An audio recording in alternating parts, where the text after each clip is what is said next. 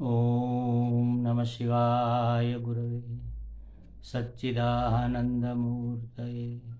निष्प्रपंचाय शांताय निरालंबाय तेजसे।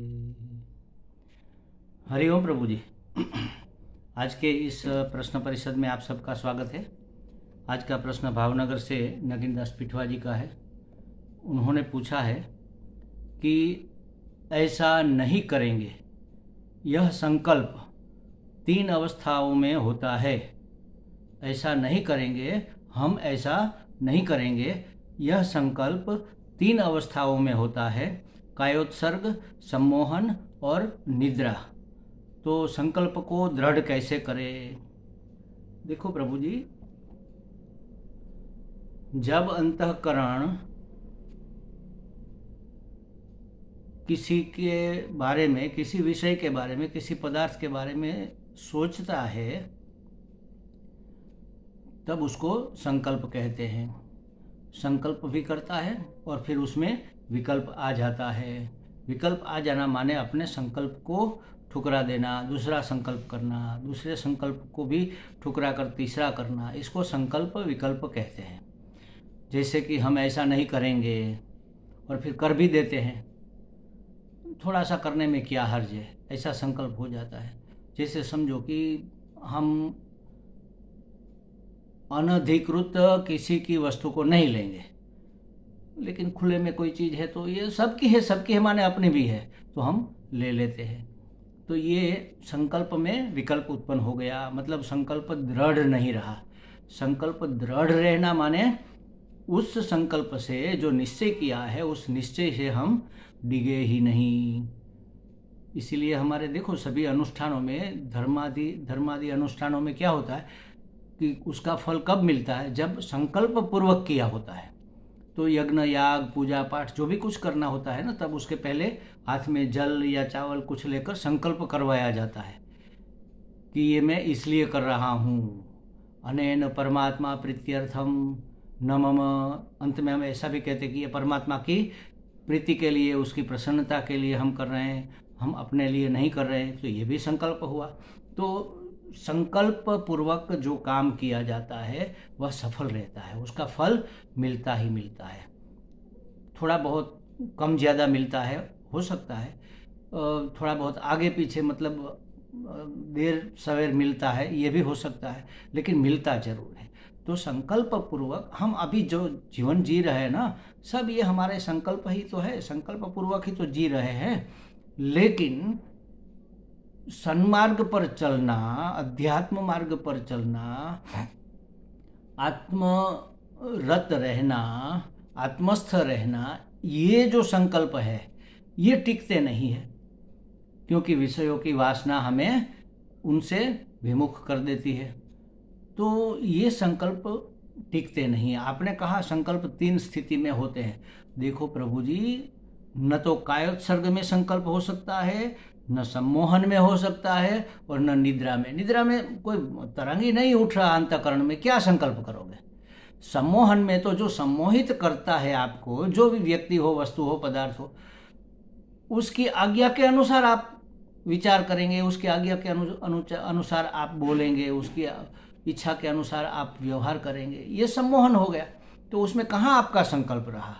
कायोत्सर्ग में भी, मतलब कि सचेत और जागृत अवस्था में ही संकल्प हो सकता है, सिर्फ जागृत में भी नहीं, सचेत मतलब हम सावधान है, तो सावधानी पूर्वक, एकाग्रता पूर्वक कोई चीज का निश्चय करेंगे, तब उसको संकल्प कहेंगे ना। तो ऐसे संकल्प टिकते नहीं है। कौन से संकल्प नहीं टिकते? ये जो हमने अभी चर्चा की, मतलब सन्मार्ग पर चलने का, आत्मस्थ रहने का, या पारमार्थिक प्रवृत्ति ही करने का, सब में परमात्मा देखो, सब में परमात्मा देखो, ये संकल्प किया कि अब आज से हम सब में परमात्मा देखेंगे, लेकिन टिकता नहीं है। दूसरे ही क्षण कोई आ जाता है और हमारी उसके साथ तू मैं हो जाती है, कहाँ परमात्मा दिखा। तो ऐसे संकल्प नहीं टिकते हैं। क्यों नहीं टिकते? क्योंकि उसका महत्व हम नहीं जानते।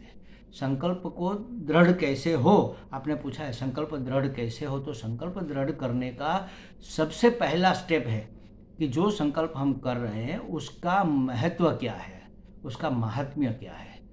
वह इतना दुर्लभ होना चाहिए और उसके लिए हमारे मन में इतना ज़्यादा मूल्य होना चाहिए, तब हम उसको कभी नहीं छोड़ेंगे, उस संकल्प को कभी नहीं छोड़ेंगे, अगर हमारे मन में उसके प्रति मूल्य है तो। देखो कोई कोई महात्मा ये कहते हैं, लोग पूछते हैं कि महात्मा जी मेरा मन एकाग्र नहीं हो रहा, चंचल हो जाता है। तब कोई अच्छे वाले महात्मा होते हैं वो बता देते हैं मजाक ये में या समझो रमूज में, लेकिन सच्ची बात। वो कहते हैं कि 500 रुपये की गड्डी आपके पास है, आप उस पैसे को गिन रहे हैं, तो मन एकाग्र होता है कि नहीं होता है? हाँ तब तो हो जाता है, लेकिन पढ़ने में नहीं होता, ध्यान लगाने में नहीं होता, जप करने में नहीं होता। क्यों नहीं होता और वहाँ क्यों होता है? क्योंकि पैसों के लिए हमारे मन में बहुत ज़्यादा मूल्य है, पैसों की कीमत हमारे मन में बहुत है, उसकी उपयोगिता हम बहुत ज़्यादा मान रहे हैं, इसलिए उसके साथ व्यवहार करते हुए हमारा मन चंचल नहीं होता। बाकी के साथ व्यवहार करते हुए हमारा मन चंचल हो जाता है, मतलब कि हमारा संकल्प दृढ़ नहीं रहता। क्यों नहीं रहता? बात स्पष्ट हो गई कि जिस किसी का भी हमें थोड़ा बहुत भी मूल्य है वो थोड़ा बहुत टिकता है, लेकिन जिसका अत्यंत मूल्य हमारे मन में है वह संकल्प कभी डिगेगा नहीं। तो संकल्प दृढ़ रखने का सबसे पहला स्टेप तो यही है कि उसकी महत्ता को, उसके महत्व को हम जाने समझे और उसकी दुर्लभता को पहचाने कि बड़ी मुश्किल से मिला है ये मनुष्य जन्म। देखो हम फेंक रहे हैं अपना जीवन, कचरे में डाल रहे हैं।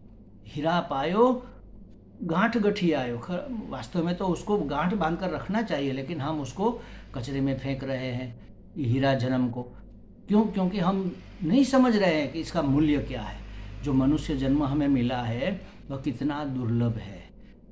84 लाख योनियों में एक ही योनि मनुष्य योनि ऐसी है जो बड़ी मुश्किल से मिलती है, और उसी योनि में मनुष्य जन्म में ही हम जीवन मुक्त और मुक्त, या तो जीव से ब्रह्म हो सकते हैं, आत्मा से परमात्मा हो सकते हैं, जीव से शिव हो सकते हैं।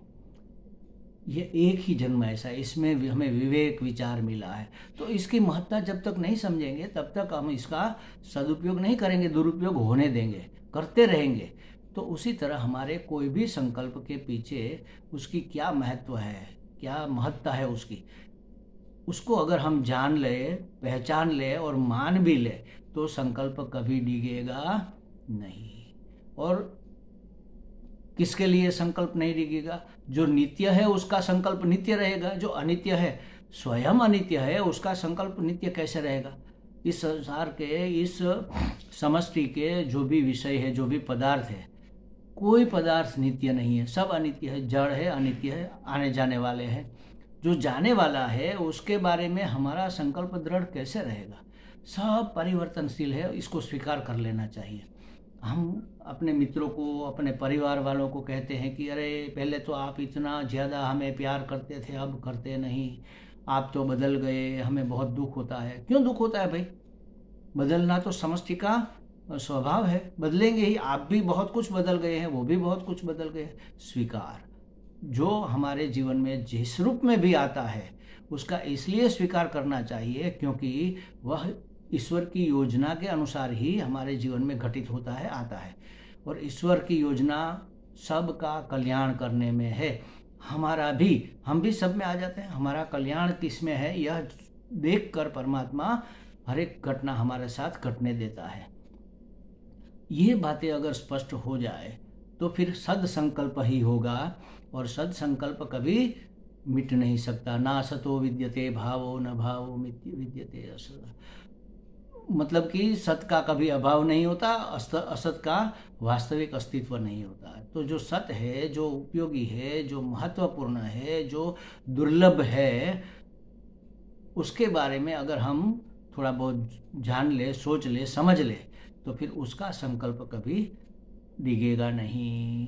बाकी निद्रा में कोई संकल्प हो नहीं सकता, सम्मोहन में या इत्यादि किसी में भी जागृत में ही, सावधान अवस्था में ही संकल्प होता है और वही टिकता है। हमने निद्रा में स्वप्न आया, स्वप्न में संकल्प किया कि भाई आज से हम चातुर्मास करेंगे, 4 महीना उपवास करेंगे।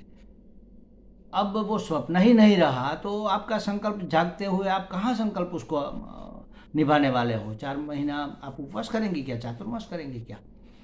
क्यों? क्योंकि वो मिथ्या स्वप्न था, मिथ्या संकल्प था और नहीं टिका। जागृत में, सावधान अवस्था में, सचेत अवस्था में जानते हुए, बूझते हुए, समझते हुए ही संकल्प होता है।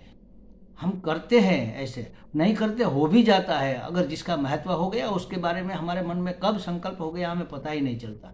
कोई मूल्यवान चीज़ देख ली तो हाँ ये हमारे पास होनी चाहिए, बस ऐसा सोचकर संकल्प कर लिया। ऐसे बैठकर हाथ में जल ग्रहण करके परमात्मा का ध्यान करके संकल्प किया कि इस चीज़ को हम प्राप्त करेंगे, ऐसा नहीं है। मन में एक बात घुस जाती है कि ये हमें चाहिए, कभी न कभी हम इस गाड़ी को खरीदेंगे, तो ये संकल्प हो गया और वह अंदर अंदर रहता है, पनपता है, धीरे धीरे धीरे धीरे वह बड़ा होता है। तो जिस वस्तु का हमें वास्तव में हमारे मन में जिसके लिए मूल्य है, वास्तव में जिसकी महत्ता हम जानते हैं, समझते हैं और मानते भी हैं, उसके लिए किया हुआ संकल्प हमेशा दृढ़ रहता है। अपने संकल्प को दृढ़ करने के लिए जिस विषय में हम संकल्प ले रहे उस विषय का ज्ञान प्राप्त करना चाहिए। जैसे समझो कि कोई कहता है कि हमें भगवान का ध्यान करना है, जप करना है, ये सब करना तो है लेकिन हो नहीं रहा। क्यों नहीं हो रहा? क्योंकि भगवान के प्रति हमारा प्रेम इतना दृढ़ और गहन नहीं है। अगर प्रेम होता तो हम कभी उसको भूल नहीं पाते। कैसे प्रेम पैदा होगा उसके बारे में जानो, उसका लीलामृत, कथामृत समझो, सुनो, उसके बारे में पढ़ो। जितना जितना हम अपने इष्ट देव के विषय में ज़्यादा जानेंगे उतना हमारा प्रेम उसके प्रति बढ़ता जाएगा। फिर हम कभी उसको भूल नहीं पाएंगे। मन चाहे चंचल हो चाहे स्थिर हो, लेकिन फिर वह हमारे मन से दूर नहीं जा पाएंगे। तो संकल्पों को दृढ़ करना है तो जिस विषय में हमें संकल्प करना है सद संकल्प ही करना चाहिए और वही टिकता है। और उसके विषय में हमें जानना, मानना, समझना सब करना चाहिए। हमें लगता है पिठुआ जी को, नगीनदास जी को कुछ स्पष्टता हो गई होगी। हरि ओम।